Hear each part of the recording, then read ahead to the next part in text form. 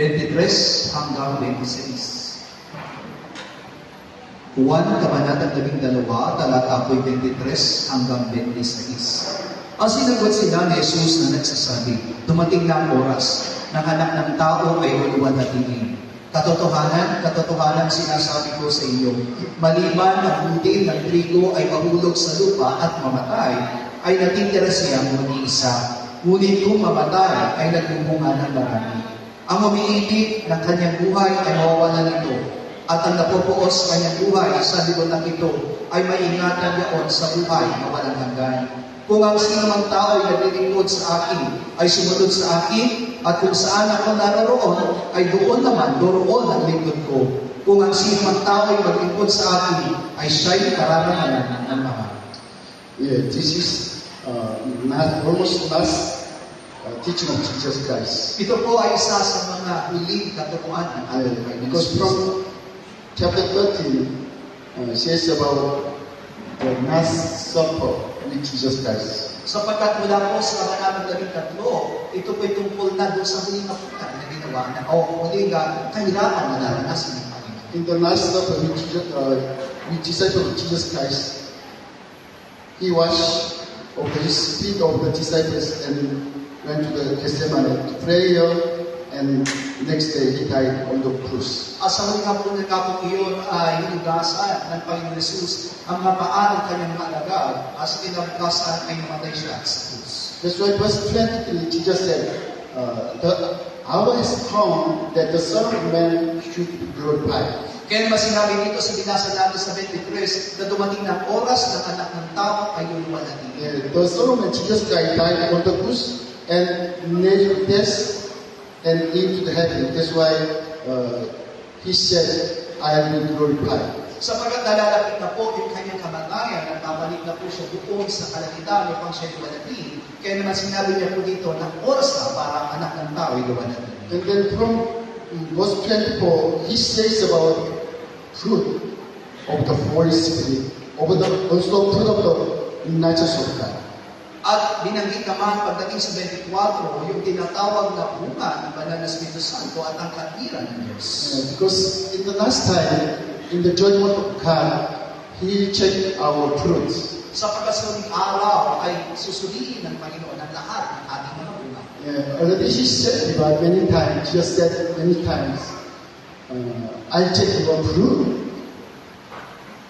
If you have no fruit, you will thrown away. At maraming mga beses na sinabi ng ating Panginoon Jesus na sisiyasatin ko ang inyong mga bunga at kung hindi ako makakasumpong ng inyong bunga, kayo itatapon sa labas. But Jesus said, if you want to make fruit, you will die.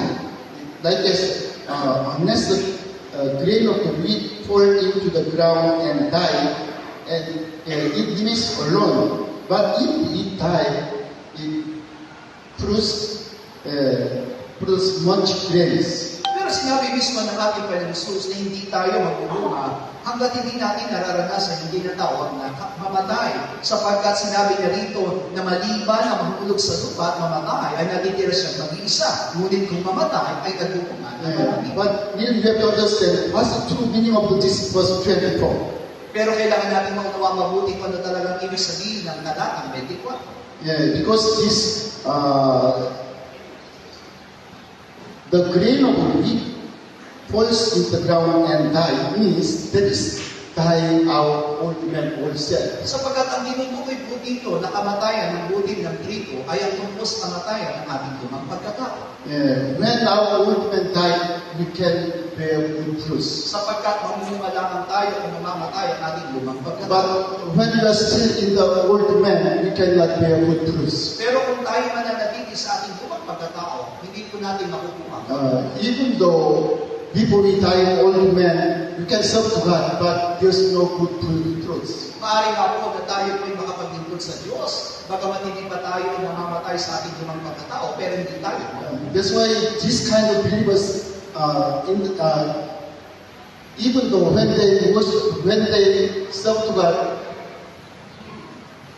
there's many problems. You can see many problems. Kaya nga po kahit itong mga tao ito ay makikita natin na bilib na sa Panginoon, pero nararanasan nila ang napakaraming problema sa kanyang buhay. Verse 25, he who loves his life will lose it. He who hates his life in this world will keep his eternal life. At pagdating sa 25, ang umiibig sa kanyang buhay ay mawawala nito, at ang napukot sa kanyang buhay sa sanlibutan ito ay maingatan niya sa buhay na walang hanggan. Which means if we really love our old man, we lose our eternal life. Ibig sabihin kung talaga mamahalin natin yung ating lumang pagkatao, ay mawawalan tayo ng karapatan sa buhay na walang hanggan. But if we hate our old man, hate our own life, we'll get true life, eternal life. Pero kung tayo mamumuhi doon sa ating lumang pagkatao, sa ating mismong sariling buhay, ay magkakaroon tayo ng pagkakataon sa buhay na walang hanggan. We cannot into the heaven through our own life. Sapagkat hindi po tayo maaari makapasok doon sa kalangitan sa pamagitan ng ating sariling buhay. Only we can into the heaven and get eternal life through life of Jesus Christ. At makapasok lamang tayo doon sa kalangitan sa buhay na walang hanggan sa pamagitan ng buhay ni Yesu Cristo. Now, problem is even though our old men before dying, many believers they want to stop to die. Pero ang nagiging problema nga po na bago mamatay ang mga lumang pagkatao ng mga mananampalataya, gusto na nilang maglingkod sa Diyos. But they cannot bear good fruits because they can bear fruit by oneself. Pero ang nagiging problema, hindi po sila makakapamunga, mamumunga man sila, ito'y dahil sa kanilang sariling buhay. You know, like I said, John chapter 15, when we became branches of the vine tree, we can bear fruits. Kung paano nga po sinabi sa 1 Kabanatang 15 na maliban tayo na maging sanga ng tunay na puno, ay hindi tayo makakapamunga. Which means when we are nearly old man died, belong to Jesus Christ, we can bear good fruits. Kaya po kapag tayo po ay namatay sa ating lumang pagkatao at ang ating buhay na kaugnay kay Kristo, doon pa lamang tayo makakapamunga. This our old man, that is connected first man Adam. Sapagkat ang ating lumang pagkatao ay laging konektado sa ating lumang una. This first man Adam, he did not bear good fruits. Na itong lumang Adang ito ay hindi nagkaroon ng mabuting bunga. But last Adam, Jesus Christ, when we belong to last Adam, Jesus Christ, we can bear good fruits. Samantala ang muling Adan ay sa pamamagitan niya ay magkakaroon tayo ng mabuting bunga. That's why we have nearly joined Jesus Christ through our old man died on the cross. Yan ang dahilan kung bakit makakaisa lamang tayo sa ating Panginoon sa Kristo bilang muling Adan kung mamamatay ang ating lumang pagkatao. Last week, Berian Pastor said to me, Noong nakaraang linggo, itong isang Berean pastor ay si Pastor Pastor Annie, ay nagpadala sa akin ng email. he said, this is my message, my preaching in my church. At ito ay pinadala niya sa akin at sinabi niya, ito yung aking pangangaral ng muling linggo. His preaching name is, do not hold testify. Hold testify. At ang nakalagay po doon sa kanya pong titulo ay huwag kang magkakaroon ng buwan na patotoo. His preaching name, that is from Ten Commandments. The Ten Commandments. At alam natin na ito pong kanya pangangaral nito ay nakalagay doon sa mismong 10 utos ng Diyos. He said, today, almost Christians, especially pastors, they are most testified in the church. Sapagkat sinabi nga po niya na karamihan sa mga mananampalataya, maging mga pastor ngayon, ay nagkakaroon ng buwad na patotoo. According to his preaching, especially pastors and missionaries, they don't know Bible. That's why they are most testified in the church. At ayon sa kanyang pangangaral, sinabi niya nga po na halos ang mga misyonaryo at maging ang mga pastor ay hindi alam ang sinasabi ng Biblia, kaya naman sila nagkakaroon ng uwad na patotoo. And then he said, their group is true pastors. They know Bible and their teachings true teachings. At sinasabi nga po niya na sila lamang na grupo ang mayroong matunay na mga pastor at sila lamang ang may tunay na patotoo. Okay, let's check. His preaching name is was testified. What do you feel? Suriin po natin mula doon sa kanyang pangangaral na sinabi niya doon sa kanyang titulo na huwag kayong magkaroon ng huwad na patuto. Ano kaya ang inisip ninyo na nilalaman ng kanyang pangangaral? That is from 10 Commandments of God. Siguro po ang isipin po natin, ito'y tungkol sa 10 utos ng Diyos. Which means still they are staying in the Moses 10 Commandments. Ibig sabihin, nananatili pa rin sila doon sa utos ni Moises. They don't know what is salvation. Sapagkat hindi pa rin nila naunawaan ang tungkol sa kaligtasan. Which means they are denying teaching of the apostle pastor. At pinagkakaila pa rin po nila yung mga pangangaral na ginawa ng apostol. What is our salvation? Ano ba yung ating kaligtasan? Yeah. Jesus died on the cross for our sin. That is our Kasi salvation. Jesus ay namatay doon sa krus para sa ating kasalanan. Iyan ang ating kaligtasan. Also, Jesus died on the cross through his body to the law. At namatay si Kristo sa pamamagitan ng kanyang sariling katawan sa pamamagitan ng kautusan. Yeah, that's why we are not under the law no more. Kaya naman hindi tayo maaaring magpailalim pa sa kautusan. Through Jesus died, we died to sin and then the law. Sapagkat sa pamamagitan ng Kristo ay namatay na tayo sa kasalanan at namatay na tayo sa kautusan. That's why John chapter 16, Jesus said, 6 verse 9, begat to sin, you do not believe. Kaya ang dahilan kung bakit sinabi ng ating Panginoon sa 1 Kabanatang 16 talatang Siyam na hindi kayo nananampalataya, iyan ang tunay na kasalanan. Today, what is sin to us?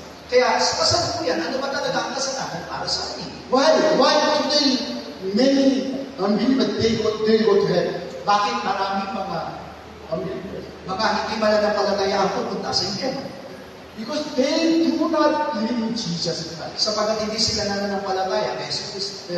We need to clearly understand the Bible, what is salvation. Kaya kailangan natin magawa mabuti kung ano sinasabi ng Biblia, kung ano ang ating kaligtasan. Jesus said, when this Holy Spirit will convict to you that sin, you do not believe. Sapagkat sinabi mismo ng ating Panginoon sa pagdating ng banal na Espiritu Santo, siya magpapatotoo sa inyo, pero hindi kayo nananampalataya, kaya kayo hindi But today, almost Christians, they are still belong to the law. Ang karamihan po ng mga kasama sa kasalukuyan ay nasa ilalim pa rin ng kautusan. And then almost pastors teaching and preaching about the law. Ang karamihan po ng mga pastor ngayon, ang kanyang mga pangangaral ay tungkol pa rin sa Who's kautusan. not testifying? That is, his preaching also preaching says about all you have to obey the law. Kaya nga po masasabi po natin na yung nilalaman ng kanyang pangangaral ay napapailalim pa rin dun sa kautusan. We cannot fully obey the law. That's why Jesus died for the law for our salvation. Pero tandaan po natin, hindi natin kaya tumarin ang kabuuan ng kautusan. Yan ang dahilan kung bakit namatay si Kristo sa ilalim ng kautusan. But today, problems in the church, still many pastors like preaching moral teaching and moral preaching. Pero ang nagiging problema ngayon sa lahat ng mga iglesia o sa maraming mga iglesia na mga pastor ay nangangaral tungkol sa mga moral na pangangaral. From people I told you, do not judge yourself, even though you have problems or sin. Kaya naman sinabi ko sa inyo na huwag nyo rin hahatulan ang inyong mga sarili bagamat kayo nagkasala o nagkaroon ng mga problema. That is man. Because we have still our old man, old self. Sapagkat yan ang mga tao na meron pa tayong lumang pamapagkatao. That's why John chapter 1 verse 7 about through Moses, only the law come to us, but through Jesus Christ, the grace and the truth come to us. Sa 1 Kabanatang 1 talatang 17, sa pamamagitan ni Moises ay dumating ang kautusan, ngunit sa pamamagitan ni Kristo ay dumating ang katotohanan. What is grace? That is free gift, without payment, without doing, but you can receive free gift, salvation. Ano po ang ibig sabihin ng biyaya? Ito ibig sabihin libre. Hindi po ito babayaran, kundi ito ay ibinibigay sa atin bilang kaligtasan. Instead of us, Jesus Christ died on the cross for our sin. That's why freely we receive our salvation. Ibig sabihin, ibig na tayo si Kristo mismo ang namatay doon sa krus, kaya naman yung ating kaligtasan na hindi tayo ang gumawa, kundi si Kristo. Really, I am sorry because people, we also say, almost my preaching is the law. Says about do not or do, one just says about the law. At humingi ako ng kapatawaran sa inyo sapagkat naging ganyan din ang aking mga pangangaral noon sapagkat laging binabanggit yung mga bagay na huwag niyong gagawin at mga bagay na dapat ninyo. Because from my mind, when I see some members, they still smoke and drink, judge. I judge them. Sapagkat noon, kapag nakikita ko ang mga kapatiran na umiinom o naninigarilyo, mula sa aking isipan ay nahatunan ko sila. No, even though you smoke and drink, you can say if you believe in Jesus Christ. Sapagkat kahit na kayo umiinom o naninigarilyo, kung kayo mananampalataya kay Kristo, meron kayong magiging kaligtasan. Actually, that is not sin, but not sin. It is it's not good for your health, diba? It's not truly sin. Maaari masasabi natin mga bagay na ginagawa ninyo hindi talaga tunay na kasalanan. Okay, we need to be careful. Pero alam niyo po, kailangan niyo maging maikas at pinapakinggan niyo ngayon. But na hindi po ibig sabihin na sinabi ni Pastor na hindi kasalanan ng pagiging at paninigarilyo, ay gagawin na po natin. I have not said to you, smoke and drink. It's good. Hindi ko po sinasabi sa inyo na uminom na kayo ngayon at manigarilyo kayo. Yeah. Now, I want to say so about what is sin, That is not believe in Jesus Christ. Ang mahalaga po ngayon ay kailangan natin maunawang mabuti na sinasabi ko sa inyo ay tungkol sa kasalanan. Ang kasalanan ay ang hindi pananampalataya kay Jesus. Just I actually, for example, even though if you smoke and drink, but really, if you are in Jesus Christ, you can sin and be happy. Meron na po talagang kaligtasan kung tayo mananampalataya kay Jesus Kristo. Hindi po ito dahil sa ating mabubuting gawa o dahil sa paninigarilyo at pagbinan. But as a Christian, every day, all the time, drink and smoke, it's not good for individual, for health. Pero sa atin bilang mga Kristyano, alam naman po namin, hindi makabubuti sa atin kung tayo inom at maninigarilyo araw-araw, lalo na po sa ating kalusugan. Okay, you have to really understand what is sin. Pero kailangan natin maintindihan ngayon mabuti kung ano po talaga ang kasalanan. Yeah. Sin is do not believe in Jesus Christ. That is sin. Sapagkat ang tunay na ibig sabihin ng kasalanan ay ang hindi pananalig kay Jesus Kristo. Unbelievers, they do not believe in Jesus Christ. That's why they cannot enter the heaven. Ang mga hindi mananampalataya, hindi nananalig kay Jesus Kristo, kaya naman hindi sila makaparoon sa kalangitan. This Christianity, we are not practice about moral teachings. Bilang mga Kristyano, hindi lamang po tayo tagatupad ng mga moral na mga kautusan. When we are staying on the truth, there's freedom. Freedom. Sapagkat alam natin na kapag tayo nasa ilalim ng katotohanan, meron tayong kalayaan. Yeah. That's why Apostle Pablo also Bible asked us, just you understand about yourself, about your old man. Iyan ang dahilan kung bakit ang itinuturo ni Apostol Pablo tungkol sa atin ay maunawaan natin mabuti ang ating sarili, ang ating lupang pagkalaw. In your old man, there's no good, no love, no truth, no life. Na sa lahat ng ating lumang pagkatao ay walang katotohanan, wala rin pong buhay. Yeah. The thinking thought of the old man is evil. There's no good. At ang iniisip ko lagi ng ating lumang pagkatao ay mga kasamaan o hindi That's mabuti. why Apostle Pablo said, there's no one like one, even the one. Kaya po binanggit ako sa Pablo na walang matuwid, wala kahit isa. And then Jesus said, but only God the Father is good. There's no one good in the world. As Jesus mismo ang nagsabi sa atin na walang ibang mabuti kundi ang Diyos. That's why God asked us, just understand about your old man and die on the cross of Jesus Christ. Kaya naman hinihiling ng ating Panginoon na unawain natin mabuti ang kalagayan ng ating lumang pagkatao at sinasabi niya sa atin na tayo mamatay kasama ni Kristo sa krus. If your old man died on the cross of Jesus Christ, that is already died the sin and the law.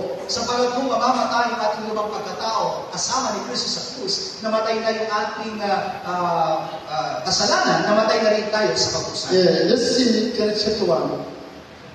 Genesis chapter 1. Verse 1, in the beginning God created heaven and the earth. Sinabi po doon sa Genesis, kabanatang 1, nang pasimulay nilikha ng Diyos ang langit at ang lupa. But this heaven and earth is not this physical world. Pero tandaan po natin, yung langit at lupa ay hindi po tumutukoy sa mga pampisikal na kalalagayan. Yeah, verse 2 says about that situation of the people saved from the sin. At versikulo 2 ay tumutukoy po doon sa mga kalagayan ng isang taong hindi paligtas o hindi paligtas sa kasalanan. The earth was without form and void, and the darkness on the face of the deep, and the Spirit of the God hovering over the face of the waters. Kaya sinabi dito, ang lupa ay walang anyo at walang laman, at ang kadiliman ay sumasibabaw ng kalaliman, at ang Espiritu ng Diyos ay sumasibabaw ng tubig. This the earth still under the water, not yet saved. Ibig sabihin, itong lupa ay nasa ilalim pa ng tubig at hindi pa lumilitaw. The water of God, and that's why the Spirit of God is hovering over the surface of the water. At sinabi doon na yung Espiritu ng Diyos ay sumasibabaw ng tubig. And then first day, God said, there's light. At sa unang araw ay sinabi ng Panginoon, magkaroon ng liwanag. Not any light. That is says about Christ as a light. At alam natin ang tinutukoy dito ng Diyos ay si Kristo na liwanag. For our salvation, God the Father sent to us Jesus Christ. Na para sa ating kaligtasan ay dinadala ng Ama si Yesu Kristo. And then the next day, Jesus Christ died for us on the cross. At pagkatapos noon ay namatay si Yesu Kristo sa krus para sa ating kaligtasan. At that time, water separate of water and the water. At yun po yung tinatawag na paghihiwalay ng tubig sa itaas at tubig sa ibaba. And then next day, from the underwater, the ground revealed. At mula doon sa tubig sa ibaba ay lumitaw po yung lupa. Through based on Jesus Christ on the cross, our spirit is saved from the sin. Na sa pamamagitan ng kamatayan ni Kristo, ang ating spirito ay naligtas sa kasalanan. That's why in the second day, we have died Jesus Christ on the cross. And then finally, next day, on the third day, we can live from water.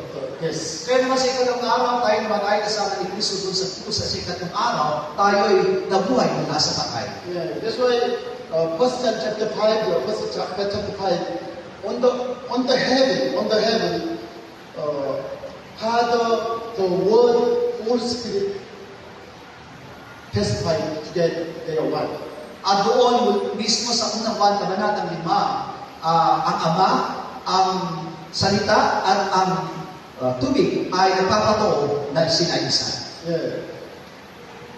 The water, Father, Holy Spirit in the heaven. Na yung tubig, ang Ama at ang Banal na Espiritu Santo ay isa doon sa kalangitan.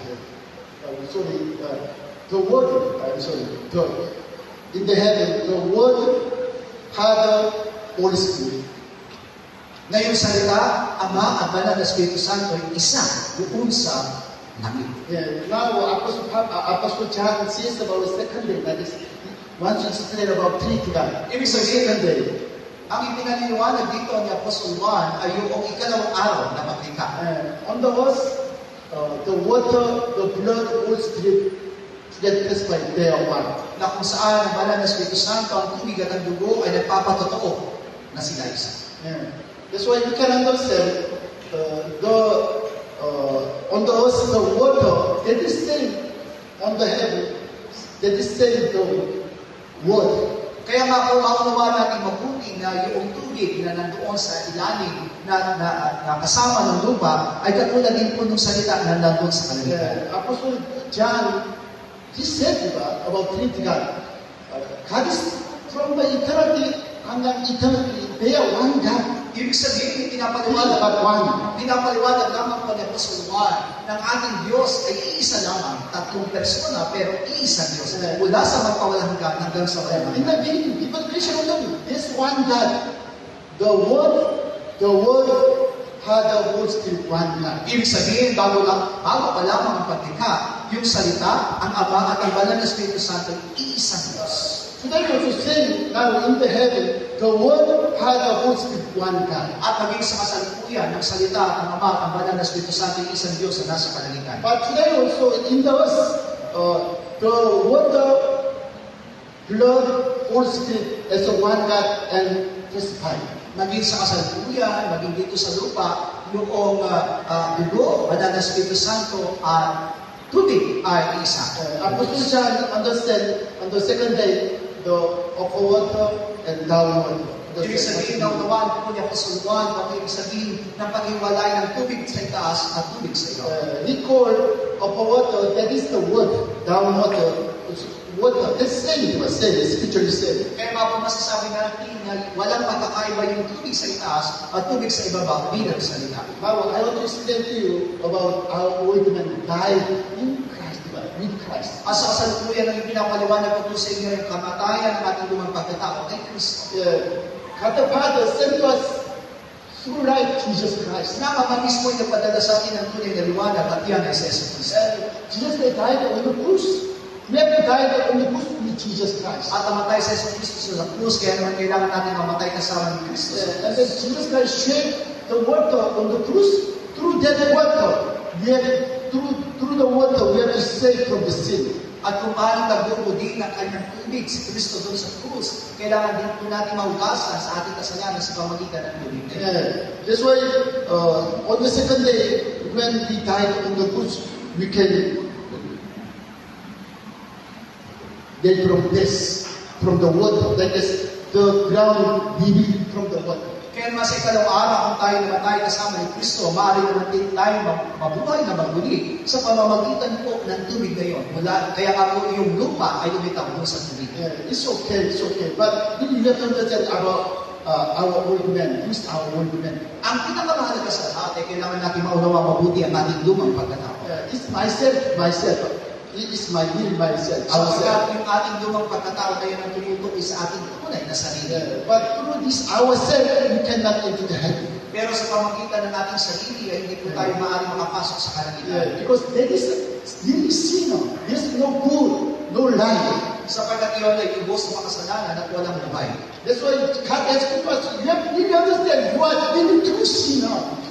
Iyan ang dahilan kung bakit ipinapaunawa sa atin ng Diyos na tayo tunay na makasalanan. Just God has put us. That's why you have to die on the cross, Jesus Christ. Kaya naman kinakailangan tayo mamatay kasama ni Kristo doon sa krus. Already, we have said baptism when we believe in Jesus Christ. Kaya naman ang tayo manampalataya kay Kristo, tayo po tumanggap ng bautismo. That's why this time, even this time, we have to really understand. Already I died, my old self died on the cross. Kaya kailangan natin maunawa mabuti na tayo namatay na kasama ni Kristo sa krus. You are old man, our old man died on the cross. You are not under the law, under the sin. At kung tayo ay mamatay, yung ating lumang pagkatay, namatay na sa krus, wala na tayo sa ilalim ng kasalanan, at wala na tayo sa ilalim ng kautusan. From this time, God wants to check from us, do you have Jesus? Do you have Jesus? At ang sinusuri lamang ng Diyos sa atin ngayon, kung taglay natin si Jesus. First John chapter 5, but if you have Jesus, you have life. But if you have no Jesus, you have no life. As sinabi nga po dun sa unang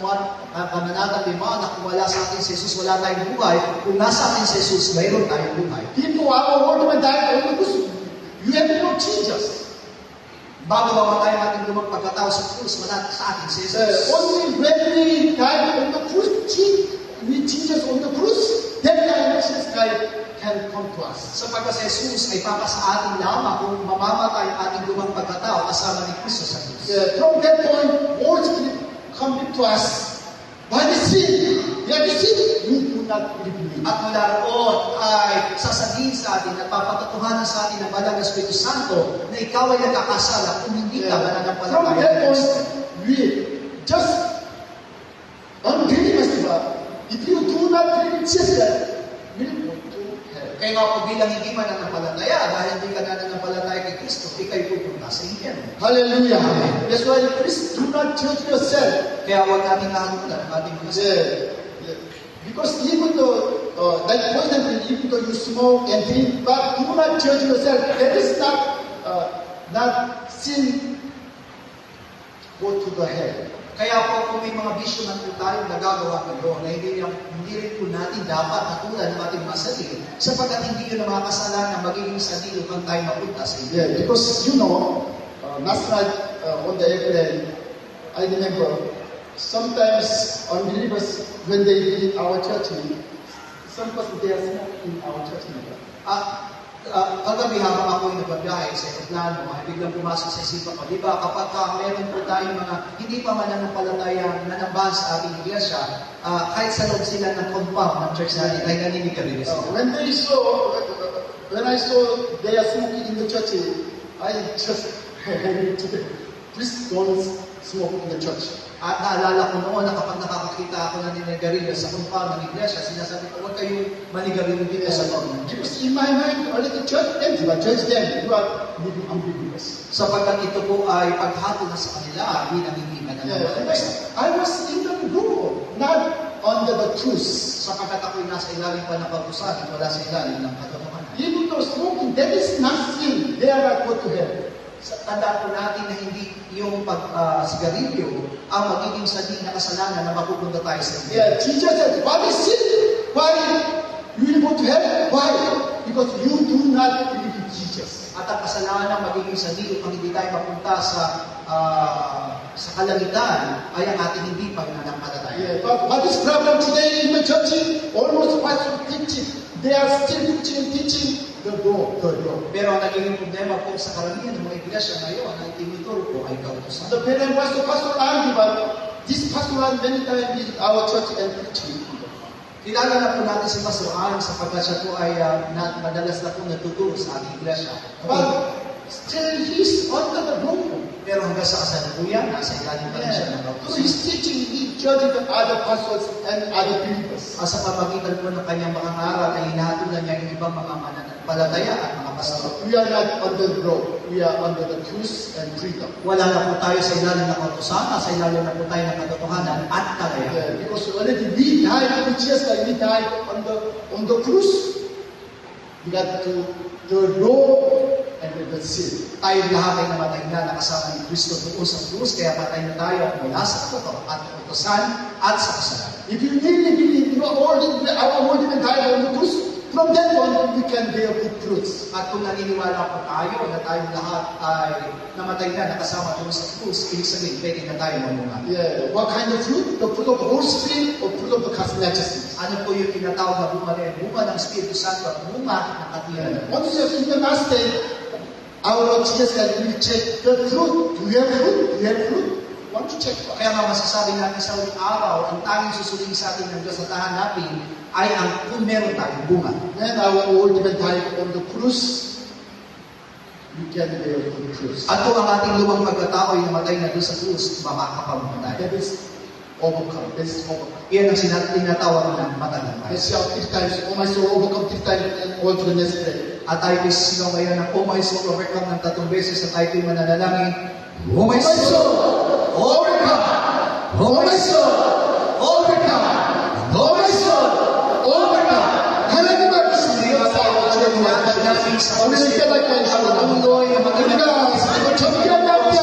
upang kami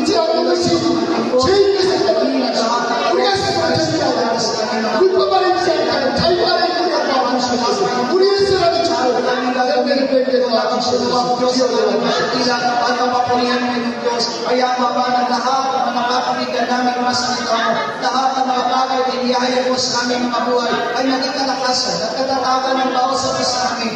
Kaya Ama na matulungan mo kami sa pamamagitan ng katotohanan at sa pamamagitan nito ay magawa namin ang lahat ng bagay na niloloko po para sa amin. Ikaw ay Diyos ang ating naangkin. Ikaw ay Diyos ang ating nasalan. Pangunahan namin ng Diyos. Kaya Ama ng lahat ng ating narinig, lahat ng ating napapag-aralan kayo ng Diyos ay maging kalakasan at katatagan namin sa aming mga buhay. Salamat po. Please open your Bible to Colossians chapter 2. Colosas, Kabanatang 2, talata 6 hanggang 7. Colosas 2, 6 hanggang 7. Sabay-sabay po tayo kung paano nga na inyong tinanggap si Kristo Jesus na Panginoon ay magsilakad kayong gayon sa Kanya, na nangabubugat at nakatatayo sa Kanya, at matibay sa inyong pananampalataya, gaya ng pagkaturo sa inyo na sumasagalang sa pagpapasalamat. Amen. Rooted and built up in Christ. Salamat sa Panginoon. Why? Because through His Word, sa pamamagitan po ng Kanyang mga salita, ay pinatitibay po tayo sa ating tunay na pananampalataya sa Panginoon. What the Lord is asking for every one of us is our faith. Actually, kanina po, medyo mabigat. Amen. Nag-iingat po ako na, kaya kanina, habang nag-interpret po ako kay Pastor John, ay nag-iingat po ako na doon sa mga pananalita na bibitawan. I'm sorry po, kung halimbawa po na nakakapaliwanag ko kanina, kasi medyo ay meron akong fear na hindi niyo maintindihan mabuti na baka sabihin natin, legal naman pala, pwede naman palang manigarilyo at pwede naman pala talagang uminom ng alak. Hindi naman pala talaga kasalanan. Kailangan po natin maintindihan mabuti na ipinaliwanag kanina sa atin ng Panginoon, ano talaga ang ibig sabihin ng kasalanan. Ang ibig sabihin po ng kasalanan ay kapag hindi tayo nanampalataya kay Kristo, ang tawag po doon ay kasalanan. Amen? Yung maninigarilyo po at pag-inom ng alak, kasalanan din po. Amen po ba? Pero kailangan natin maintindihan na yung binabanggit na kasalanan sa Biblia po ay yung hindi pananampalataya kay Kristo. Amen po ba? Huwag po natin mag-misinterpret na that yung church natin, pinipermit na rin pala uminom at maninigarilyo. Amen po ba? First and foremost, ang paninigarilyo at alak hindi makabubuti sa ating katawan. Amen po ba? Kaya huwag natin gagawin. Amen po ba? Hindi po yan kailangan ng katawan natin. Still, we need to understand that our body is the temple of the Holy Spirit. Amen po ba? Ito yung ginagamit natin naglilingkod. Ito yung ginagamit natin na sumasampalataya kay Kristo. Amen po ba? Kaya hindi natin dapat din dumisan. Amen? Kailangan din panatilihin natin. Kailangan natin lumakas. Kailangan natin tumatag physically. Kaya, huwag din po natin gagawin yung mga ganung bagay. Hallelujah. Yung mga ganung bagay, ginagawa ng mga tao umaasa. Amen po ba? Kasi alam ko naman na kung bakit sila umiinom. Karamihan naman ng mga umiinom para magsaya. Amen po ba? O mawala daw yung problema. Hindi naman yun na magiging dahilan para mawala ang problema natin at magkasaya tayo. Pwede tayo magsaya kahit walang alak. Amen? So, do not misinterpret, ha? Huwag po natin misinterpret yung sinabi ni Pastor kanina. Kailangan natin maintindihan na ipinaliwanag sa atin, ang tunay na kasalanan ay ang hindi pananampalataya kay Kristo. Hallelujah! Rooted and built up in Christ. Yesterday, alam po natin na kahapon ay inilibing na po yung isang kapatiran natin na namatay, isang youth natin. Actually, hindi siya inilibing. Kid remain po siya kahapon. And I was surprised kasi, napakamura ng cremation sa Bacoor City kahapon. 10,000 pesos and kasama na po yung urn, yung lalagyan ng abo. Maganda kasi bago yung kanilang crematory, maayos. Maganda yung magiging kanilang columbarium, yung libingan ng kanilang mga abo. Maganda rin. Higit sa lahat, maayos. Napakaganda ng napaka-solemn. Nagkaroon tayo ng 1 week na nagawain sa Patay from Monday to Saturday morning ay nagkaroon tayo ng gawain every evening and on Saturday was on the morning. Naihatid natin sa huling nantungan ng ating kapatid. Maayos na dadala siya doon kahapon. Nakita ko doon na in every night, sa gabi-gabi na pangangaral ng salita ng Diyos, nakita ko kung paano na may mga dati pala tayong mga miyembro na nakikinig ng salita ng Diyos habang nangangaral.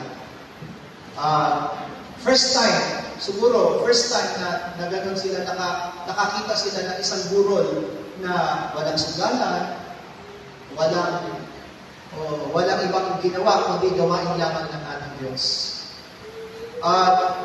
Nakakatawa isipin na yung ibang yung ibang mga hindi pa talaga mananampalataya, when they hear the Word of God, they are serious. Seryoso sila na nakikinig ng salita ng Panginoon at nakita natin na kung paano nagnanasa din sila. I think, time will come, sabi nga po natin ay, nataniman natin sila. Amen. At kapag nataniman natin sila, hindi naman tayo magpapatubo na yun, kundi ang Diyos na magpapatubo nun. And if sometimes in their lives ay makapaglilingkod sila sa Panginoon, hindi man sa ating church, hindi man sila mapunta dito sa ating iglesia, but the important thing is, tayo ang ginamit para mataniman sila ng salita ng ating Panginoon. Hallelujah! So, praise the Lord. Salamat po sa mga kapatiran na nakiisa, nakiramay sa kapatiran po natin na napatayan. I hope na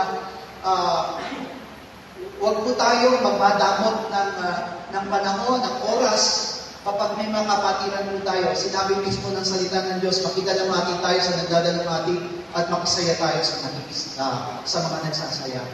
Huwag tayong manghinayang sa isang araw, sa isang gabi na hindi tayo napupunta tayo para makiramay. And please, I hope and I pray na pagdating dumating man sa pagkakataon na gano'n tayo, makiano tayo. Amen. So, isang pamilya lamang po tayo. Amen. Isang iglesia lamang po tayo at mahalaga po na nakikita po tayo sama-sama. Amen po ba? Sama-sama. So, sa umaga ito, I understand about what Apostle Paul is saying in Colossians chapter 2, verse 6 up to 7. Wala siyang ibang hinahangad, kundi ang lahat ng mga mananampalataya doon sa Colossus ay tumibay at tumatag, to be rooted and built up in Christ. Lahat din po tayo na nandito ngayon sa ating iglesia, ang hinahangad ng Panginoon sa atin ay maging matibay at maging matatag yung ating pananampalataya at paglilingkod sa harapan ng ating Panginoon. And then I understand about the journey of the Israelites people from Egypt to the promised land, which is Canaan. Lahat po tayo pare-parehong dahilan kung bakit nasa loob tayo ng church ngayon. Ang dahilan kung bakit tayo nandito sa loob ng church, it is because one day in our lives, we accepted and we believe in Jesus. Amen? We're not here for a membership. Nandito tayo sapagkat tayong lahat, naranasan natin na manampalataya kay Kristo. Naranasan natin na yung liwanag na sinasabi kanina, yung buhay na ibinigay ng Diyos na itinadala sa atin, tinanggap natin, we accepted, and we believe on that. Nanampalataya tayo sa ating Panginoon Jesus. Same thing with the Israelites people. Yung paglabas po nila doon sa mula sa Egypt, papuntang Canaan, it is not their own will. It is really God's will. Ang dahilan kung bakit lumabas sila, lahat sila ay nakalabas mula sa Egypt, because they believe on the command of the Lord to them. Ano yung command ng Diyos sa kanila? You have to kill one lamb tonight. Yung tinatawag na Passover. Amen. Kung di po tayo nakakaunawa doon sa tinatawag na Passover, sa Tagalog po yung Paskwa. It is about the death of Jesus Christ. Amen. Someone must offer a blood sacrifice. At sa pamamagitan ng dugo na yun, ay magkakaroon tayo ng kaligtasan. Kung ang mga Israelita po, they were saved because of the blood of the Lamb. Tayo po, we are saved because of the true Lamb. The blood of the true Lamb. The blood of Jesus Christ our Lord. Amen? You see? Kumbaga, pareho lamang po yung kalalagayan po natin. Siguro hindi natin naintindihan, maaari hindi natin ito masyadong napapahalagahan. Amen po ba? Pero ang dahilan kung bakit tayo narito ngayon, pare-pareho tayo, pastors, ministers, workers, members of the church. Ang dahilan kung bakit tayo nasa loob ng iglesia ngayon, because that one day came to our lives, we believe in Jesus. Hindi naman po tayo dati mananampalataya. Wala tayo kay Kristo dati. Hindi natin alam ang katotohanan. Hindi natin alam ang salita ng Diyos. We're like those people dun sa burol po ng kapatid po natin, ng kapatiran po natin, na isa rin tayo dun sa mga nakaupo, nakakapakinig ng salita ng Diyos. Sometimes we are blessed, sometimes gusto natin makinig ng salita ng Diyos, but we are not yet fully understand, and we are not yet fully believe in the Word of God. Pero ang dahilan kung bakit ka nandito ngayon, because dumating sa pagkakataon na nanampalataya ka sa Panginoon. Hallelujah! Kaya, yung journey, yung paglalakbay, yung pinag-usapan po natin ngayon, paglalakbay, tayo lahat ay manlalakbay. Kailangan natin maintindihan mabuti, we are journeying to the promised place of God. Kanina binanggit yung sinasabing heaven.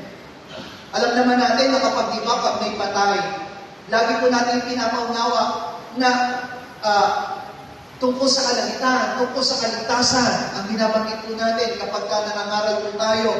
Amen po ba? And kung yung mga salita ay nagkaroon ng paglalakbay, the same thing with us. Katulad din po natin ang mga salita na kailangan natin maglakbay. Pero habang naglalakbay po tayo, now, di po ba, maaaring dito meron na naglalakbay ng mahaba ng panahon. Maybe 2 years, 3 years, 10 years. Kung ilang taon na ang church, maybe 22 years already. That is JC. 22 years na kayong naglilingkod sa Panginoon.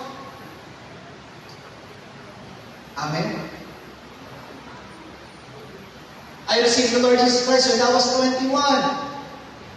Ngayon ay 55 na po ako. Amen po ba? So it means ilang taon na rin po ako naglilingkod sa Panginoon. 55 minus 21. Hallelujah. It's already, amen? How many years? 34. 34 years na po akong naglalakbay. Nag-graduate ako ng Bible school when I was 30. Amen. 30 na po ako na nag-graduate ako ng Bible school. Hallelujah. So kung bibilangan mo ninyo, ilang taon na po ako na pastor. Ganun na po ako nag-journey, ganun na ako naglalakbay. Pero hanggang ngayon, hindi ko masasabing tapos na yung naglalakbay ko. Katulad na sinabi niya po sa Pablo, hindi ko sinasabi sa inyo na nagalang mo na ang lahat ng bagay. Ang sabi niya doon, ang ginagawa ko ay nagpapatuloy ako sa dapat ipagawa sa akin ng Panginoon. So lahat tayo naglalakbay. Maybe, sa babas na tulad na sinabi ko sa inyo, habang naglalakbay tayo, mas mahaba na yung iba sa atin. Yung katabi natin kahapon lang, ng isang buwan lang, nung isang taon lang, maaaring gano'n ang maglalakbay. Pero habang naglalakbay ang tao, may nangyayari. Number 1 is napapagod.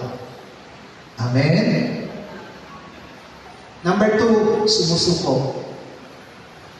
Ayaw na. Hallelujah. Number 3, nagdududa. Tama ba itong ginagawa ko? Baka mali na.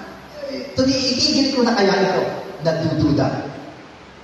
Kaya naniniwala ako na habang tayo naglalakbay, habang hinihintay natin yung pangako, because we are looking forward to that promise of the Lord. Kaya nga, maliban, totoo po yung sinabi kanina sa atin, ng ating Panginoon, na maliban na mamamatay ang ating lumang pagkatao at mamamatay tayo kasama ni Kristo, lahat ng bagay na binanggit ko sa inyo, maaari natin ma-experience. We will give up, we will surrender, baka ayawan na natin yung ating pananampalataya. Susuko na po tayo. These people of Israel, amen po ba? The intention of the Lord for them until they reach Canaan is their maturity. Sabi nga po natin, maturity. Kailangan natin mag-mature. Kanina pinag-usapan din po natin yung pagbunga, di ba ba? Alam niyo po ba na isang puno ng mangga, kapag nagtanim ka ng puno ng ba, pagka tumuboy ito for 1 year, nagbubunga ba agad? Hindi. Kailangan magbubunga yung puno ng mangga kapag may maturity. Tama? Hallelujah!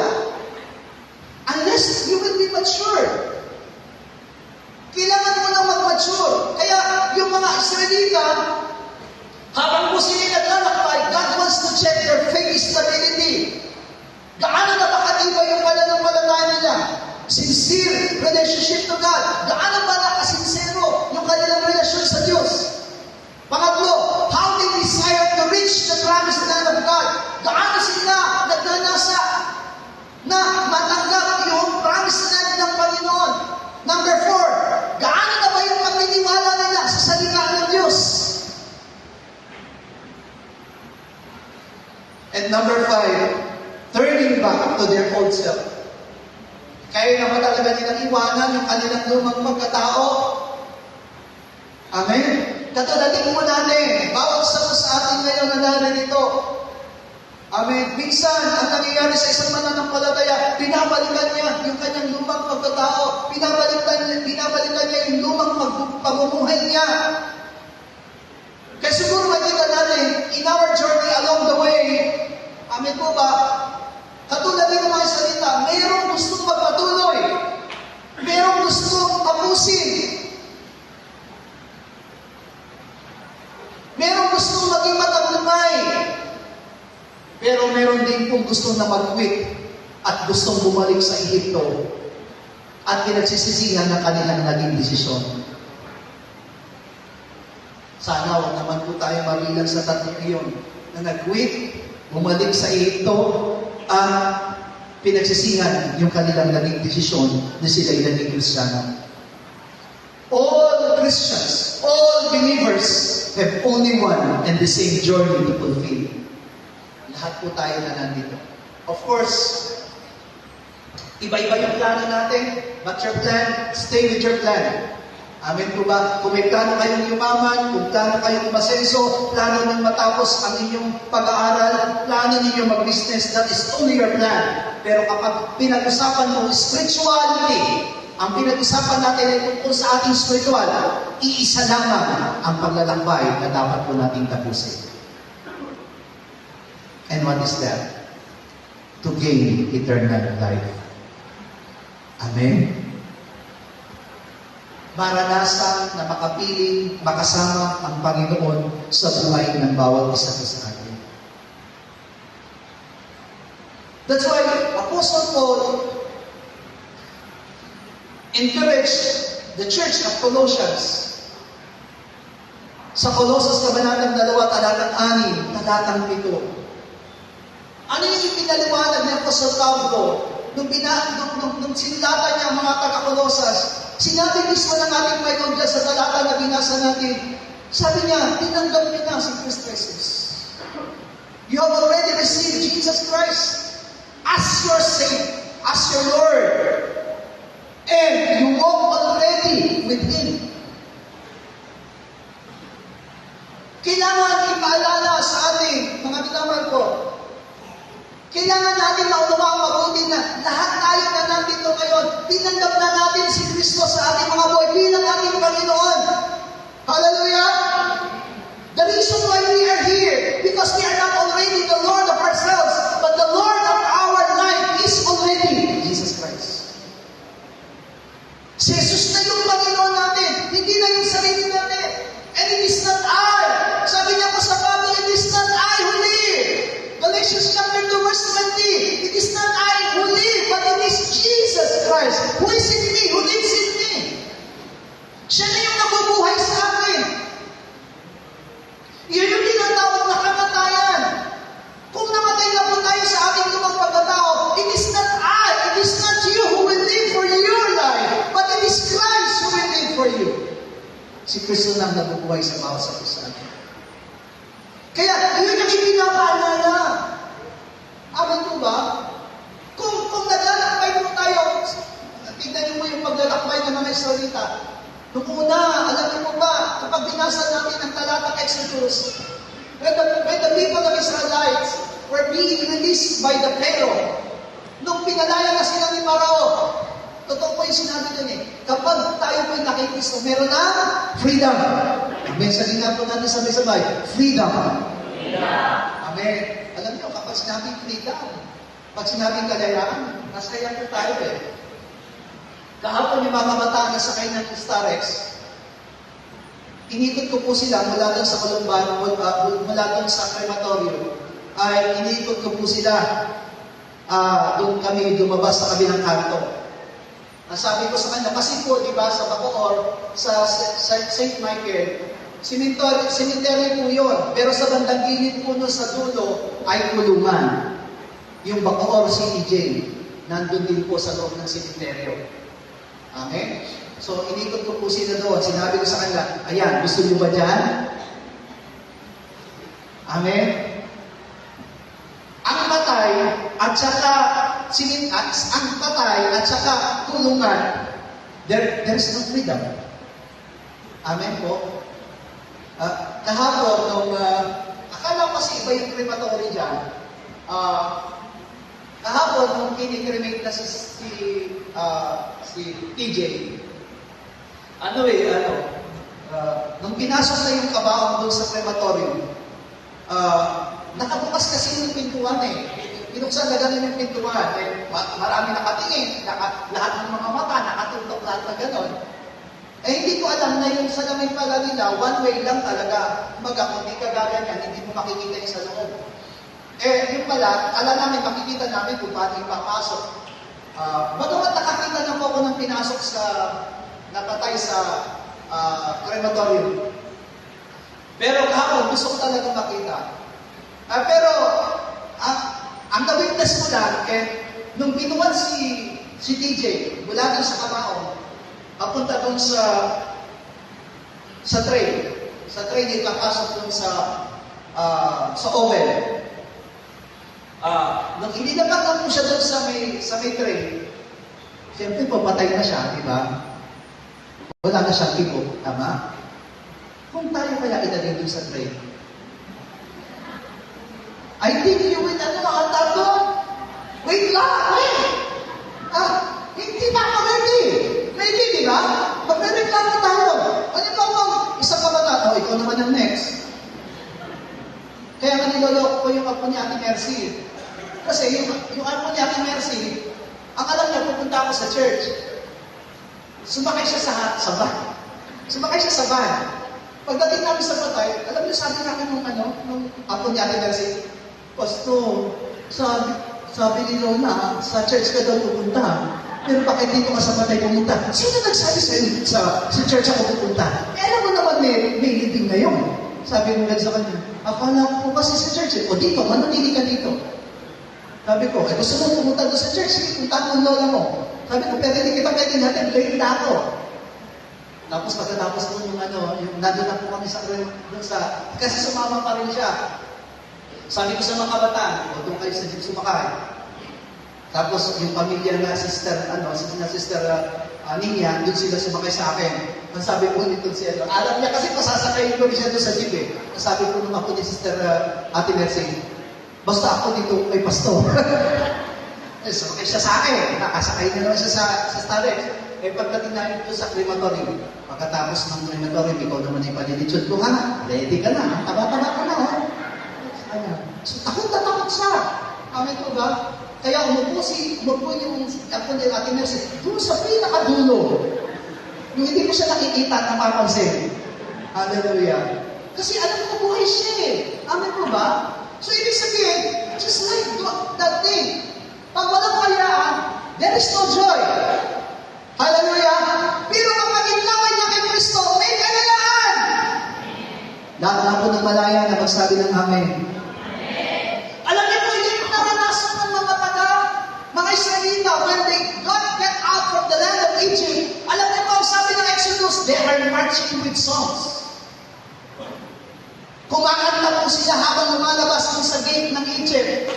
Bakit? Malaya na kami. Amen po ba? Hindi na kami alipin ng Ehipto. Malaya na kami. Hallelujah! Hallelujah! Ganun din tayo. Malaya na tayo sa kapangyarihan ni Satanas. Amen! Nasa ilalim na tayo ng kapangyarihan ni Kristo. Amen! Pero alam niyo po ba, katulad din natin ng mga salita, masaya nung una, habang tumatagal, hindi na nag-enjoy sa kalayaan.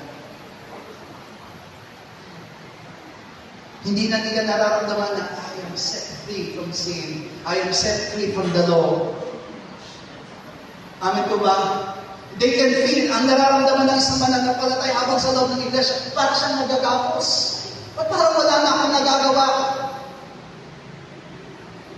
Kaya siguro tuwa kanina yung ibang mga mananampalataya nung nasabi ni Pastor bigla kanina na, hindi kasalanan ng manigarilyo, hindi kasalanan ng Panginoon. Yay! Yay! Alam niyo, bigla akong natakot kanina, bigla akong pinabahan kanina eh. Kasi sabi ko, oh Lord, baka iba na naman ang interpretasyon ng mga kapatiran. Hallelujah. Pero kailangan natin maintindihan mabuti, we are being set free. Si Jesus mismo, katulad po na nangyari. Amen po ba? Kaya siguro, ganun ang sinabi ni Pablo sa mga taga-Colosas, you have already accepted Jesus Christ as your Lord. Sabi nga po natin, Jesus is my Lord. Jesus is my Lord. Which means, amen po ba, the first thing you have started already in your life, Jesus is your Lord. Si Jesus na yung Panginoon natin. Whether we like it or not, in our journey, it started when we received Jesus in our lives. Hindi po nung pumasok tayo sa church ng Philippine Holy Joy. Amen? Hallelujah! Kasi kahit na nandito ka sa loob ng church, kung hindi ka pa rin nananampalataya, kung hindi mo tinatanggap si Jesus bilang yung Panginoon, you are not yet free.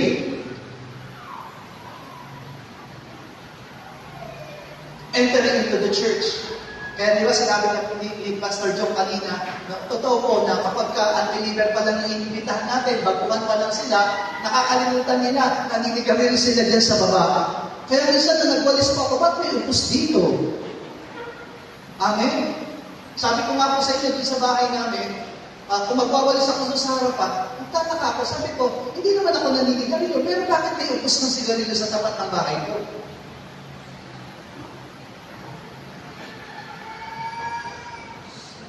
Because entering to the church is not actually become believers. Unless you will accept. Amen? Sabi niya po sa Pablo sa Colosans, tinanggap niya na si Kristo bilang inyong Panginoon. So which means meron na silang ginawa. Hallelujah. These people of Israel, gusto ko lamang banggitin sa inyo, because now, amen po ba? Sa kasalukuyan, nasa reading na po tayo again. Bumalik na po ulit tayo sa lumang tipan. Ang reading na po natin ngayon sa prayer natin is in the book of Numbers. Amen? Sa book of Numbers. Habang nagbabasa tayo sa book of Numbers, ay sinasabi doon kasi kung paano naglalakbay itong mga Israelita. I just realized nung gabi, sabi diba, ang command kay Moises, Moises, sabihin mo sa mga salita na may darating mamayang gabi na angkin na mamumuksa. Lahat ng panganay, hayop man o tao, mamamatay. Maliligtas ang mga panganay ng mga salita kung magpapatay sila ng 1 taong gulang na tupa at lalagay nila yung kanilang dugo sa hamba ng kanilang mga pintuan. Ang tanong, do all the Israelites, lahat ba ng mga salita, naniwala sa sinabi ni Moises? Naniwala ba lahat? Amen. Hallelujah. The same thing, tayong lahat na nandito. Sino dito ang naniniwala sa Jesus ang Kristo? Magsabi ng Amen. Lahat tayo. Amen po ba? Kaya nga, nakakalungkot lang isipin, ang sabi ni Santiago, kahit ang demonyo nananalig din sa Diyos. Mark that word. James chapter 2 verse 19. Even the demons. Tama ba? Hallelujah. James chapter 2 verse 19, sabi niya dito, ikaw ay sumasampalataya ng Diyos ay isa. Mabuti ang iyong ginagawa. Ang mga demonyo man. Basahin niyo nga po sabay-sabay. Ang mga demonyo man,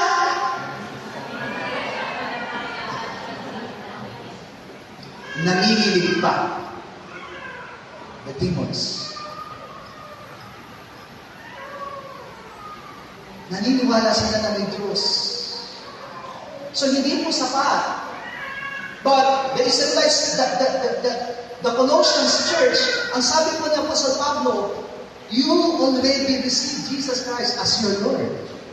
Hallelujah. You have accepted. Which means, ang ibig sabihin po dito, Apostle Paul set up the minds of the Colossians church. Kahit na matagal na po tayong mananampalataya ngayon, gusto ng Diyos sa pamamagitan ng mga ngalan niya, is-set up ulit. Amen. Baka nakakalimutan natin, tinanggap natin si Kristo bilang ating Panginoon. Hallelujah. Amen. Tinanggap natin siya. Tinanggap niyo mo ba si Kristo bilang iyong Panginoon? O napilitan kayo? I think hindi tayo napilitan. We have accepted Him. Hallelujah. So same thing with the Israelites people, they accepted. Hallelujah. Commanded, accepted. Nagpatay. Itinagay yung dugo. Kasi kaya ko sinabi sa inyo na nampalataya sa inyo lahat kasi kahit isang panganay, hayop man o tao, walang namatay sa mga Israelita. So which means they all believe. Hallelujah. That's why all of them are part of the journey. Kasama silang lahat habang naglalakbay. Amen? At tandaan mo natin, hindi nila nagawa ang lahat ng bagay na yun kung hindi nila kasama ang Diyos. Numbers chapter 9 verse 17. Sila ay pinapatubayan ng Diyos. Amen? Pinapatubayan sila ng ulap sa araw, apoy sa gabi. Haligi ng apoy sa gabi. Alam niyo, nakakatawa ang Diyos sapagkat hindi niya tinabayaan talaga ang mga Israelita. Every day, when they walk, yung shade, amen, alam natin in the Middle East, amen po ba, kung gaano kainit ang sikat ng araw. Pero alam niyo po ba na kahit isang Israelita, walang na-sunburn. Amen? Ang sabi po ng Deuteronomy, walang nasirang sandalyas. Deuteronomy chapter 8, kahit ang kanilang mga sandalyas walang nasira. Walang nasirang kasuotan. Within 40 years, walang nasirang kasuotan. Meron na po ba kayong damit na 40 years na ginagamit nyo ba? Amen? Meron po ba kayo? Lahat magkasama ng kamay. Yung 40 years na yung suot-suot nyo ngayon, 40 years na. Wala pa. Kahit Bella Collection, hindi tatagal ng 40 years. Maluluma. Tama? But because of God's protection, nandoon. So, ito yung setting of minds. Every journey that the Israelite people has, kasama nila ang Diyos. Amen? Tayo rin. Kung natututo po kayo, mga minamahal ko, kung nararamdaman po natin sa buhay po natin, napakaraming problema, napakaraming suliranin. Kung inisip natin habang naglalakbay po tayo, hinintay natin na muling pagpabito ng ating Panginoon Jesus, iniwan tayo ng Panginoon at nagkakamali tayo because God promised, hindi ko kayo iiwan, hindi ko kayo mababayaan. Hallelujah. Bigyan nga po natin ng pinakamalakas na palakpakan. That is for the Lord. Hallelujah. So yung ginawa ng Diyos sa mga Israelita, yung din ang ginagawa niya sa atin. Of course, we cannot see the clouds. Amen po ba? Because at that time, kailangan po material. Kaya nga, kapag pinagpala niya mga salita, material ka agad. Sapagkat wala pa silang lubos na pananampalataya sa Diyos. Amen? Tayo ngayon, bilang mga nasa spiritual na naiintindihan natin ang lahat ng bagay, everything is spiritual. Yung dugo ng lamb, doon sa hamba, it was the blood of Jesus Christ. Yung clouds sa tanghali at yung pillar of fire sa gabi, it represents the Spirit of God na ginagabayan ang mga salita. Amen? So kung paano ang paglalakbay ng mga salita ay ginagabayan ng Diyos, naniniwala ko tayo rin ginagabayan ng Diyos. And remember, everything that had happened to to the people of Israel. Lahat ng bagay na nangyari sa mga Israelita, hindi dahil sa kanilang mga kakayanan. Nakakita naman natin, di ba? Ang sabi ng Diyos kay Moises, Moises, itapon mo yung tungkod. Magiging ahas yan. Tinapon ni Moises. Amen. Naging ahas na. Amen po ba? Sabi niya, damputin mo ulit. Bumalik sa pagkatungkod. Pero ang nakakalungkot, kahit ang mga salamangkero ng Egypt, nagawa. Xerox copy. Nagawa nila lahat. Amen po ba? Nagawa nila lahat. So, ibig sabihin, it is not human efforts. It is very clear as crystals. Tayong lahat ngayon, nagkaroon tayo ng kaligtasan, not because of our own. Efeso Kabanatang 2, talatang 8 hanggang 9, na ang kaligtasan natin, biyaya ng ating Panginoong Hesus, hindi sa pamamagitan ng ating mabubuting gawa. Kaya wala tayong dapat ibagmalaki sa harapan ng ating Panginoon. Hallelujah. Mga minamahal na kapatiran, you need to be rooted and built up in Christ Jesus. We need to depend on Him. Huwag tayong magtiwala sa ating mga sarili. Amen. Huwag natin hayaan na matulad tayo sa mga salita na binabalikan yung lupa nilang pamumuhay. Gusto nilang bumalik sa Egypt. Pero alam niyo bang nakakatuwa sa mga salita?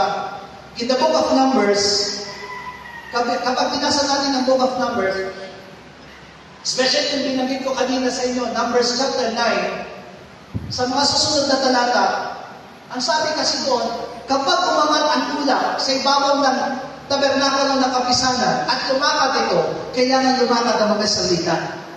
Amen? Hallelujah! Pero wag niyo pong sisisihan ito. Huwag niyo pong sasabihin sa akin, madali lang naman yun. Di pag umangat, hindi lalakad. But the problem is, they are setting up the tabernacle. Hindi sila pwede, alam niyo po, kahit ako, kilala ko ng mga workers. Mabilis akong lumakad, di ba mga worker? Lagi naiwan yung mga worker sa akin kapag naglalakad. Laging kulela. Kasi mabilis talaga akong lumakad. Isang hakbang ko, 3 sa kanila. Kasi so, lalaki ba naman dito? Hahaba ba naman dito? Maiiwan talaga. Yung asawa ko nga, kung hindi kakapit sa akin, maiiwan talaga. Opo. So, dami. Ang problema ko, kahit na mabilis kang lumakad, halimbawa, syempre po, di ba? Kahit sa church natin, may mabilis dito, may mabagal. Amen? Hallelujah! Alam niyo po, may hawakan na po yung hagdanan natin, di ba? May mga kapatiran tayo humahawak sa hagdanan. Kapag umaakyat, umahawak. Pero may mga kapatiran tayo hindi umahawak. Kaya pa nila. Tama? Kaya kapag lalakad tayo, may mabagal, may mabilis. Tama? Yung mga Israelita po, kahit na sobrang bilis mo na lumakad, hindi ka pwedeng mauna. Sino mauna? Yung nagdadala ng tabernakulo. Always, kabanang tipan, tabernakulo, bago po yung mga tribo. Amen po ba? So, ibig sabihin, hihintayin mo. Hallelujah! Hihintayin mo. Gaano katagal i-set up? I don't know kung gaano katagal. Pero, meron yung mga tali, may mga kuntina, may mga tungtungan, may mga patungan, may mga lamesa, may mga ilawan. I don't know how much hour. Ilang oras na i-set up? Okay. Ang tanong, ilang araw ba bago sila lumakad? Kapag binasa niyo ang Numbers chapter 9, makikita niyo po doon, sometimes ang ulap, lalapag ngayon, kinabukasan ng umaga, aalis. So which means, amin mo ba, tignan niyo mabuti, gusto ko po maintindihan natin mabuti, na yung pong mga salita, halimbawa, sinet up, amen, bumalik sila ngayon, isa-set up, di ba? Isa-set up nila yun. Makakatulog sila ng konti. Uy, umangat yung ulap.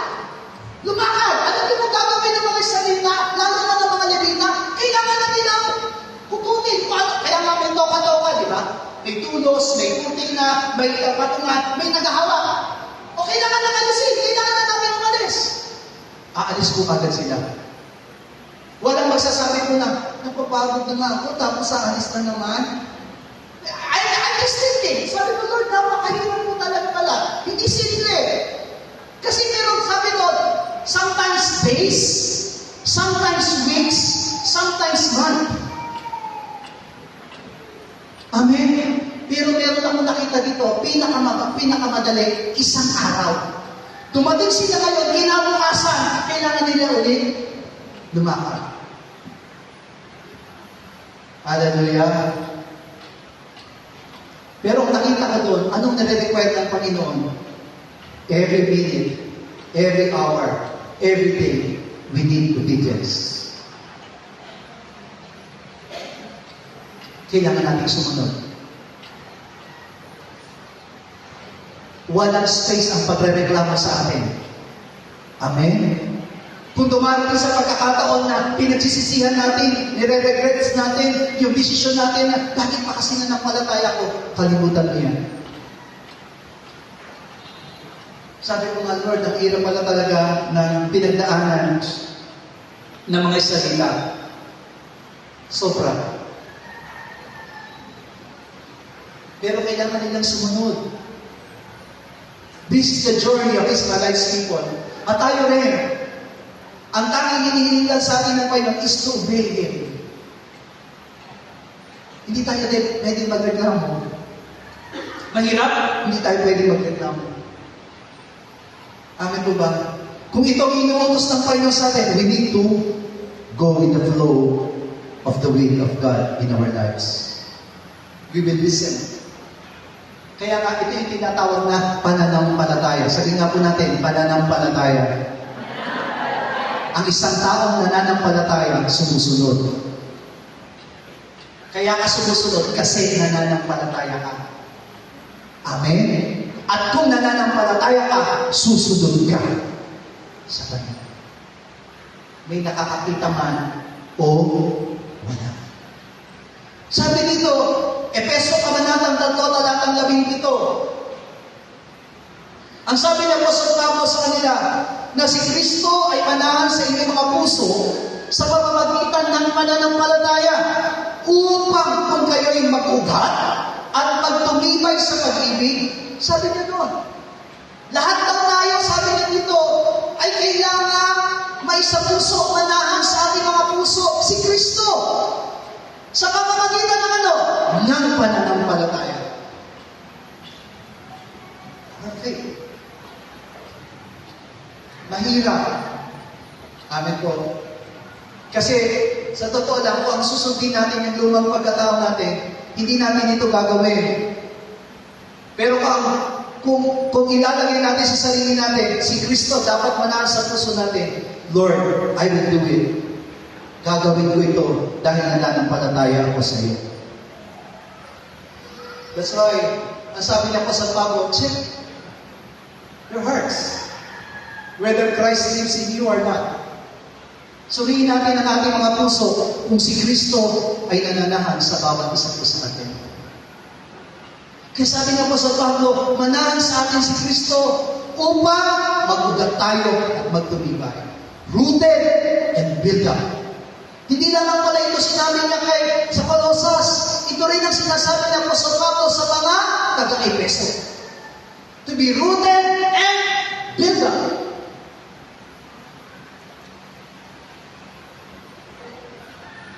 Kasi marami nang sasawa, marami nang bumibigay, marami nang umaayaw, marami nang sumusuko, maraming ayaw nang gawin yung pinapagawa ng Panginoon sa kanyang mga buhay.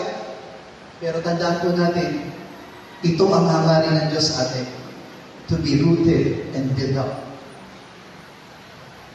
We have a journey to finish. Lahat tayo naglalakbay, bawat sa atin naglalakbay. Amen. Ibang paglalakbay ng mga Levita. Ang mga Levita habang naglalakbay may pasan-pasan. Amen po ba? May pasan silang tulos, may pasan silang may pasan silang mga kortina, may pasan silang patungan. Amen. Nakapatong sa mga balikat ng mga Levita. Amen. Sino yung mga Levita sa loob ng church? These are the pastors, the workers, the ministers. Amen po ba? Hindi kayo pwede magreklamo kasi naging worker pa ako. Tuloy, meron ako pasan eh.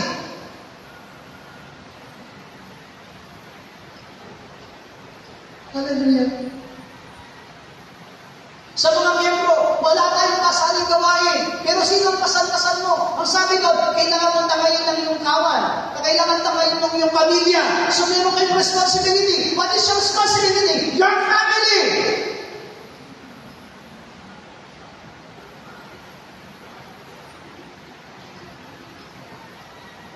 Lahat tayo may gawain. Mahirap man po, pero kailangan natin gawin. Kailangan natin sumunod. Sabi ko, manangin sa atin si Kristo. Tandaan po natin, lahat ng gagawin natin, hindi tayo nag-iisa. Kasama lagi natin ang Diyos. We are with God, and you are with God. Hindi natin kaya itong mag-isa. Yung mamatay sa ating sariling pagkatao, mahirap po. Sa totoo lang. Kahit sabihin ko ngayon, kahit manalain ka, Lord, gusto ko na mamatay ang lumang pagkatao, hindi natin kaya without the help of God. That's why we need the Lord, the Holy Spirit. We need the Word of God into our lives that we can understand. Amen po ba? Kailangan natin ng banal na Espiritu Santo para maintindihan natin ang salita ng Diyos. Para maging masunurin tayo sa lahat ng kanyang mga salita. Kasi kung wala siya, hindi natin kaya. Amen? Kaya kung nahihirapan man tayo, isa lang ang paalala ng Diyos sa atin ngayon, kasama natin siya. That's why you need to establish your faith. Amen po ba? Kayo po ang nagpapalago mismo ng inyong sariling pananampalataya. Huwag mong hayaang matangay ka ng pandaraya ng diablo sa iyong buhay. Huwag mong hayaan. Amen? Huwag mong hayaan na mapapasok ang diablo sa buhay mo. Hallelujah. Huwag mong hayaan. Huwag mong hayaan magkaroon ng butas na papasokan ng diablo sa buhay mo ng mga sapusate. That's why pray continuously. Sabi niya po sa Pablo, pray without ceasing. Walang tigil, walang puknat. Ang sabi din po ng ating Panginoon Jesus, pray every day. Kasi hindi natin kaya. Amen? Aminin natin, hindi natin kaya. Kaya mas lalo tayo naglulubay pa, nangihina kasi tinosolo natin. That's why, hindi man tayo makapunta sa church, but you need to pray. Pray! Manalangin po tayo. Kailangan natin ang tulong ng Diyos. Huwag tayo magtiwala sa ating sarili. Ang pagkatiwala natin ay ang Diyos ng bawat isa po sa atin. So, it is part of being rooted and built up. Kung naglalakbay man po tayo ngayon, kung 10 taon ka na ngayon sa paglalakbay mo bilang mananampalataya at nararamdasan mo na yung panghihina, panlulupaypay, oops, yung ipinaalala sa iyo ng Panginoon, kasama mo siya. Alalahanin mo rin na tinanggap mo na si Kristo bilang iyong Panginoon. Ibig sabihin, no reasons to doubt and no reasons to quit. Sasamahan tayo ng ating Panginoon. Tutulungan tayo ng Diyos upang lalo tayong pag-ibay. Hallelujah. Ano man yung pagdaraanan natin, ano man yung mga bagay na nararanasan natin sa ating mga buhay, in our journey, grow in your faith. Palaguin natin lalo yung ating pananampalataya. Palusugin at papagtibayin natin ang ating pananampalataya. You are here to listen to the Word of God. Amen po ba? Nandito tayo para pakinggan ang salita ng Diyos. Narito tayo para tanggapin ang salita ng Diyos. Huwag mo lang hayaan na yung katawan mo nakaupo, pero walang naririnig ang salita ng Diyos. Yan ang dahilan kung bakit marami pananampalataya hindi lumalago. Hindi umaangat yung kalalagayan ng pananampalataya. Kasi oo, nakaupo siya dito. Pero yung isip, wala. Pagpasok mo ng iglesia, ihanda mo na yung puso mo. Ihanda mo na yung isipan mo, Lord, gusto ko, kausapin mo ako. Bawat salitang lalabas, kailangan mapakinggan ko at maitatak sa puso ko. Yan ang dahilan kung bakit maraming mananampalataya hanggang ngayon wala pang ginagawa sa gawain ng Panginoon. Yan ang dahilan kung bakit hanggang ngayon matagal ka na sa pananampalataya, matagal ka na nananambahan. Tingnan nyo, wala pa rin tayong fellowship sa loob ng iglesia.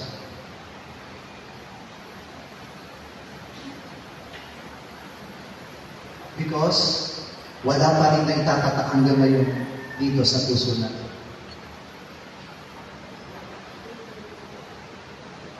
We are not yet being rooted. Alam niyo po ang isang halaman, pag walang ugat, walang tibay. Totoo po, ang ugat hindi nakikita. Pero napakalaki ng kanyang itinutulong sa isang puno. Bakit? Siya ang kalakasan ng bawat puno. Amen? Yung bunga at saka mga dahon, yabang lang. Nakikita sa labas. Pero karamihan po ng dahon, yan ang nagpapahama sa puno. Bakit naman, Pastor? Pag may bagyo po, sino po ang nagiging dahilan pag bumabagsak ang isang puno? Dahon. Amen? Kaya anong ginagawa nila? Pinuputol po yung mga dahon na yun. Para pag dumating yung malakas na hangin, wala pong hahampasin doon na dahon na itatake sa kanya. Pero yung ugat, alam niyo po ginagawa ng ugat? Naghahanap ng tubig para lumabog yung puno. Anong ginagawa ng ugat? Nagpapakalalim po para mas lalong tumibay yung puno. Ganun po ang isang mananampalataya. Kailangan may ugat ka. Kaya kung sa buhay po natin ngayon, habang naglalakbay tayo sa pananampalataya, may narinig lang tayong chismis, may narinig lang tayong ganito, may nabalitaan lang tayong ganito, may nangyari lang na ganito sa atin, naglumaypay tayo, ibig sabihin yan, wala ka pang ugat. Ang isang mananampalataya, kahit na may dumating na bagyo, may dumating na problema, may narinig na ganito sa loob ng church, tuloy lang. Bakit? Nakabaong yung ugat. Hallelujah? Amen? May tao po ba? That's why, yan yung sinasabi ng Panginoon. Habang naglalakbay tayo, be rooted and build up. Patatagin at palakasin natin yung ating pananampalataya. Sabi nga po natin, oh my soul, our God! Oh my soul! Oh my God! Oh my soul! Oh my God! Oh my soul! Oh my God! Need to overcome every day! Every day! Hallelujah! Habang naglalakbay tayo, may marami tayong pagdadaanan. Hindi na katulad ng mga salita. Nawalan ng tubig. Amen po ba? May tinapay, naghanap ng karne. Amen. May mga kaaway. May pumipigil sa kanila. May humaharap sa kanila. Hindi kayo pwedeng dumaan dito. Pero yun yung ginagawa ng Diyos. Siya yung gumagawa ng daan para makalusot ang mga salita. Nagkaroon ng dagat, di ba? Sa harapan nila, nasa likuran ng kaaway, nasa gilid nila ang mga bundok. Anong ginawa ng Diyos? Sinabi mo naman, mamamatay na kayo ngayon. Hindi po. Ang sabi ni Moses, tignan ninyo ang gagawin ng Panginoon. Wala kayong gagawin, kundi mas na ang gagawin ng Panginoon. Hinati yung dagat. Yung ginawa ba ng Diyos sa mga salita, pwede bang gawin ng Diyos sa atin? Amen.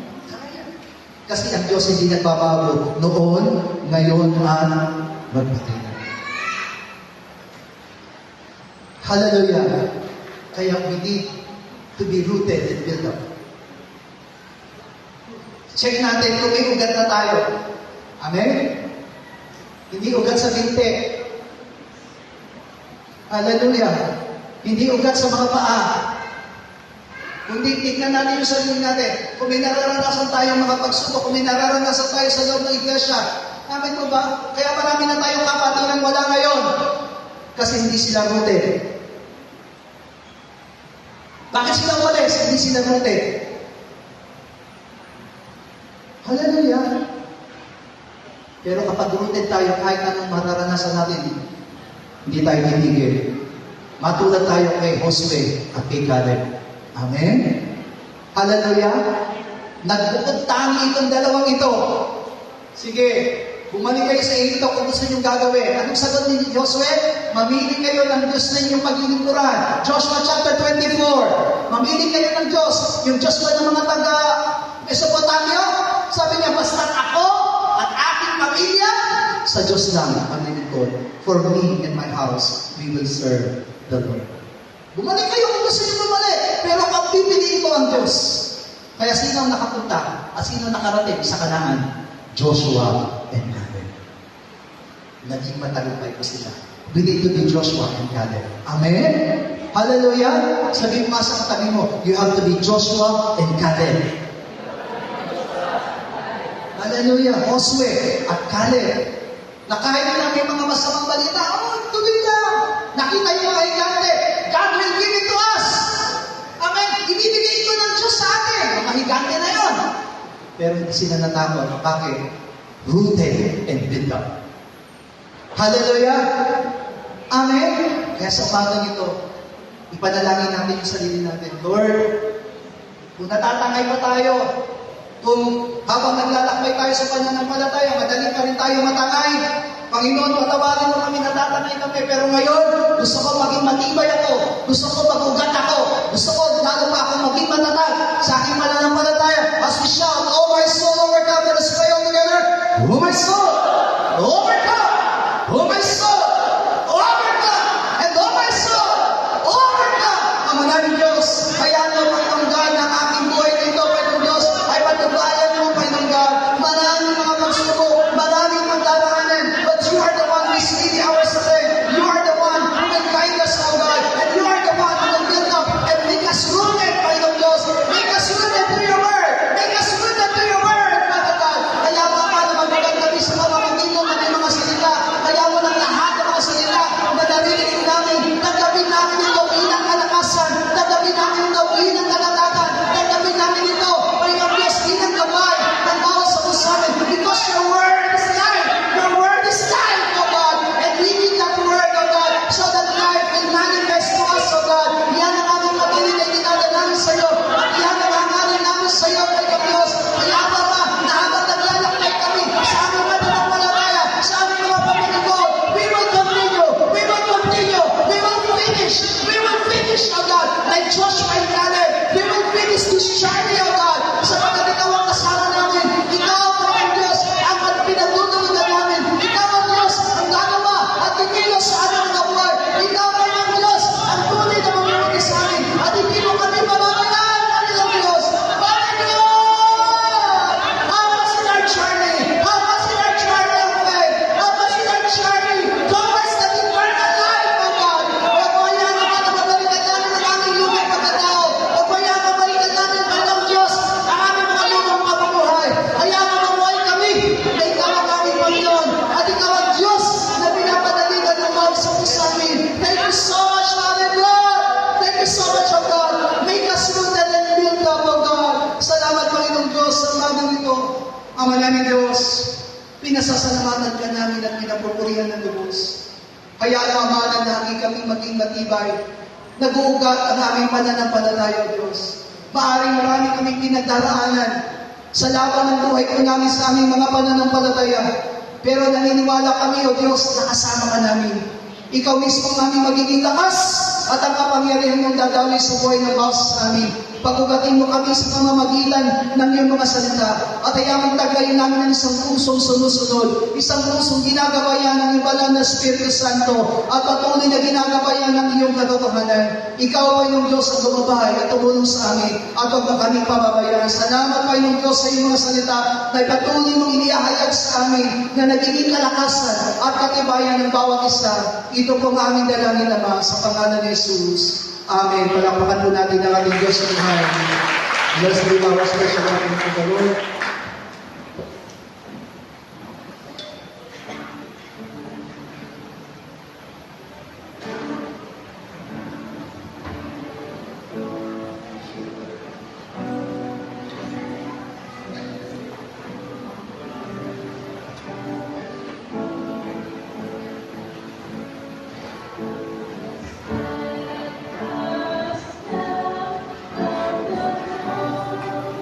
Mercy.